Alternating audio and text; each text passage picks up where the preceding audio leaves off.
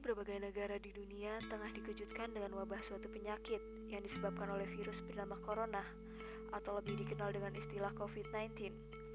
Virus ini awal mulanya berkembang di Wuhan, China. Wabah virus ini memang penularannya sangat cepat menyebar ke berbagai negara di dunia, sehingga oleh World Health Organization menyatakan wabah penyebaran virus COVID-19 sebagai pandemi dunia saat ini.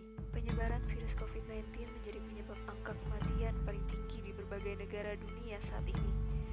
Sudah banyak sekali korban yang meninggal dunia. Tenaga medis sekalipun ikut menjadi korban lalu meninggal. Hal ini menjadi permasalahan yang harus dihadapi oleh dunia saat ini untuk melakukan berbagai kebijakan termasuk di negara Indonesia sendiri. Indonesia pun juga merasakan akan dampak penyebaran virus ini. Semakin hari semakin cepat menyebar ke sejumlah wilayah di Indonesia. Akibat dari pandemi COVID-19 ini menyebabkan diterapkannya berbagai kebijakan untuk memutus mata rantai penyebaran virus COVID-19 di Indonesia. Upaya yang dilakukan oleh pemerintah di Indonesia salah satunya dengan menerapkan himbauan kepada masyarakat agar melakukan physical distancing, yaitu himbauan untuk menjaga jarak di antara masyarakat, menjauhi aktivitas dalam segala bentuk kerumunan, perkumpulan, dan menghindari adanya pertemuan yang melibatkan banyak orang. Upaya tersebut ditujukan kepada masyarakat agar dapat dilakukan untuk memutus rantai penyebaran pandemi COVID-19 yang terjadi saat ini. Banyaknya berbagai bantuan yang diberikan pemerintah diharapkan bisa meringankan beban masyarakat yang ekonominya terdampak pandemi ini. Bantuan sosial berupa paket sembako dikucurkan sejak awal pandemi COVID-19 terjadi di Indonesia pada bulan Maret. Bantuan ini diberikan bagi warga di DKI Jakarta dan wilayah sekitarnya, yakni Bogor, Depok, Tangerang Selatan, dan Bekasi. Namun, sebagian besar bantuan tersebut tidak tersampaikan kepada tangan yang membutuhkan. Tim kami pun melakukan penelusuran untuk mendapatkan informasi terkait masalah tersebut. Sesampainya kami tiba di tempat penelusuran, kami mendapatkan kesaksian dari salah satu warga yang tidak mendapatkan bantuan dari pemerintah. Ibu Wiwi sebagai nama samaran mengaku sama sekali tidak mendapatkan bantuan sosial dari pemerintah. Lantas, apakah tanggapan dari Bu Wiwi?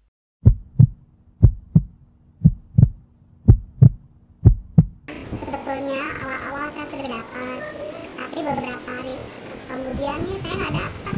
Saya kesini saya udah bawa pikir saya dapat, ternyata nggak kedapatan. Untuk yang lain dulu katanya.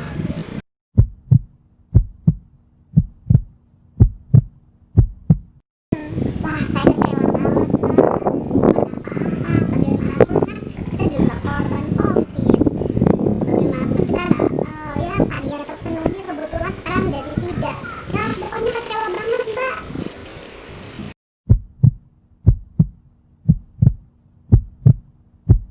Ya pokoknya bagaimanapun semua rata, mau dapatnya sedikit atau banyak semua kebagian. Jadi saya juga datang gak sia-sia, bawa plastik, gak ada isinya, kan kosong, Mbak. Sedih banget rasanya, Mbak. Untuk masukan ya, Mbak, tolong banget dari kami ini, Mbak, disampaikan. Mudah-mudahan kalau ada bantuan lagi semuanya rata dibagi ya, Mbak. Nggak seperti saat ini, Mbak. Saya kecewa berat, Mbak. Terima kasih juga. Kapan dari Bu Wiwi membuat tim kami mencari apa penyebabnya dan kenapa. Lantas kami pun menelusuri RW setempat untuk dimintai keterangan akibat tidak meratanya bantuan sosial tersebut. Setiba di rumah Pak RW, kami pun disambut dengan hangat olehnya, dan Pak RW siap untuk melakukan wawancara.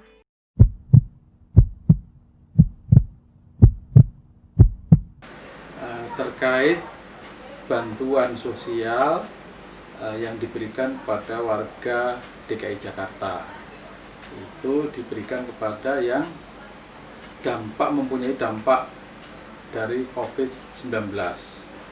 Maksud dan tujuannya memberikan bantuan adalah ya intinya namanya memberi bantuan, membantu yang terdampak langsung dari COVID-19 itu. Jadi intinya Pemda DKI ini ingin meringankan beban dari warga.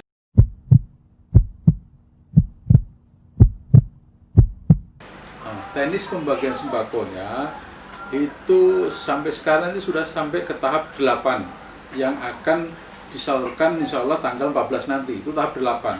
Yang sudah saya terima itu sampai dengan tahap 7 ya. teknis pembagiannya adalah dari Pemda DKI melalui Dinas Sosial ya, yang disalurkan melalui PD Pasar Jaya itu diserahkan langsung ke RW ya, langsung ke RW, disaksikan oleh petugas sosial dan pihak kelurahan. Nah, saya selaku RW dengan data yang sudah diberikan dari Dinas Sosial tadi, kita membagikan sesuai data ya, data yang dari Dinas Sosial tadi lewat RT masing-masing ya, lewat RT masing-masing. Dan saya minta ada tanda terima pembagian sembako itu. Jadi saya di RW 9 ini dari tahap sampai tahap ke-7 ini terakhir itu saya mendapat jatah sekitar 787 sembako. Itu yang saya bagikan kepala keluarga di RW 9 dengan 9 RT.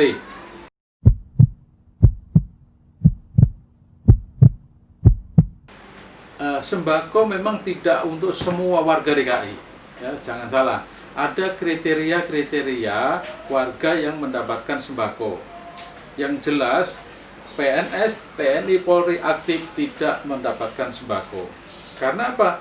Dia masih mempunyai penghasilan tetap setiap bulannya. Ya. Jadi walaupun ada COVID, dia tetap aja gajinya ngalir kan gitu.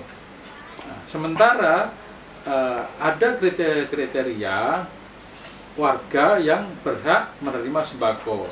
Sebagai contoh, kelas menengah ekonomi ke bawah, ya. Nah, itu yang bagaimana? Yang kena dampak langsung, sepertinya dirumahkan, bahkan di PHK, ya, kehilangan mata pekerjaan kan, mata pencarian kan. Kemudian yang memang pekerjaannya nggak menentu, ya. Pekerjaan nggak menentu, masih nggak menentu ya. Kadang-kadang dia bekerja mungkin yang hari yang lepas kan, itu nggak menentu.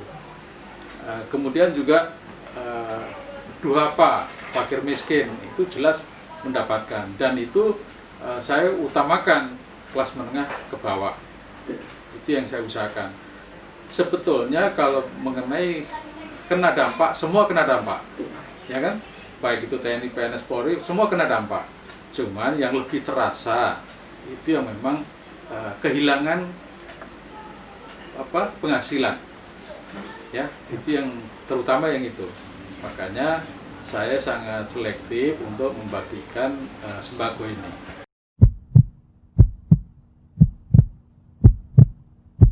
Ya, terkait dengan yang tidak kebagian sembako, memang hampir setiap kelurahan, setiap RW, setiap RT pasti ada.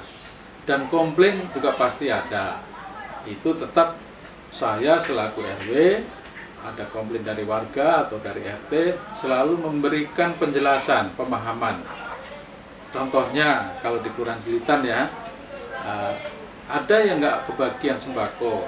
Ternyata yang bersangkutan sudah termasuk klasifikasi menengah ke atas. Ya. Kemudian berikutnya ada yang berKTP, ya, berKTP DKI dan warga saya, RT saya, RW saya, tapi tidak domisili di tempat saya, tidak berdomisili sesuai RT dan RW. Itu saya dengan keputusan dari kelurahan, kita sepakat yang tidak domisili di tempat RT dan RW kita tidak kita bagikan. Itu kita alihkan dengan warga yang tidak mampu dan berhak di lingkungan saya di RW 9, dengan catatan yang menerima itu menandatangani berita acara surat pernyataan menerima bantuan. Jadi kita alihkan. Itu kita sepakat dari RT, RW, kelurahan. Jadi intinya kalau di RW saya itu bisa dibilang kalau persentase itu di bawah 3% lah yang komplain itu. Gitu. Memang kalau dari berita-berita angin atau informasi yang nggak jelas, memang namanya sembako itu banyak, namanya keluarga itu banyak yang memang pengen dapat itu semua pengennya dapat, tapi kan nggak ada kriteria. Pemerintah DKI juga nggak gegabah akan memberikan ke seluruh warga. Itu kan menyangkut anggaran juga. Itu pun kan sebenarnya kan juga kalau nggak salah dengar kan sudah mengurangi gaji-gaji PNS di DKI untuk memberikan bantuan itu. Makanya saya juga menyalurkan dengan hati-hati dan bisa tepat sasaran.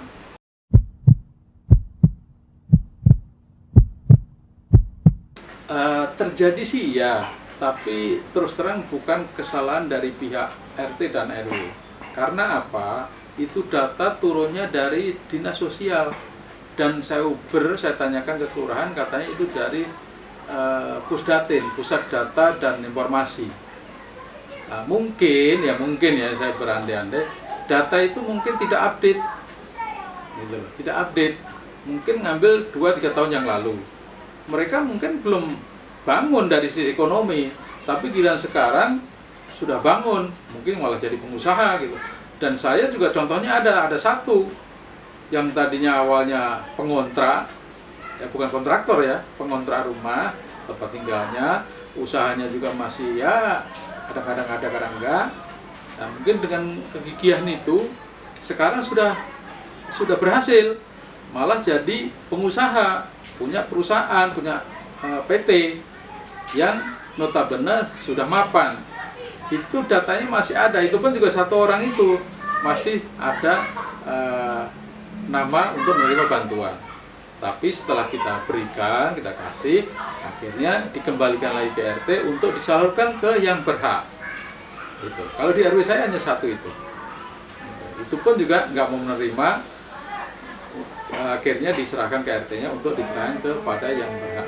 Mungkin itu problematika di RW saya. Alhamdulillah memang bisa kami atasi dan tidak seperti yang Mas Abdillah sampaikan ya. Mungkin itu di daerah lain. Iya. Gitu. Bukannya saya ini menginformasikan nggak jelas, emang enggak. Saya jelas-jelas menginformasikan apa adanya. Bisa ditanyakan, apalagi Mas Abdillah tinggal di RT 1. RT 1 posisinya kan sudah menengah ke atas, ya kan? Iya, Pak. Jadi memang di situ sangat sedikit, minim yang menerima bantuan. Gitu. Jadi, itulah hasil investigasi tim kami dari informasi yang kita cari, alasan pembagian bantuan sosial yang tidak merata. Akhir video ini kami berharap kepada pemerintah agar dapat lebih cepat memperhatikan lagi masyarakat terdampak virus COVID-19. Dan semoga pemerintah cepat menangani bantuan bagi masyarakat yang membutuhkannya.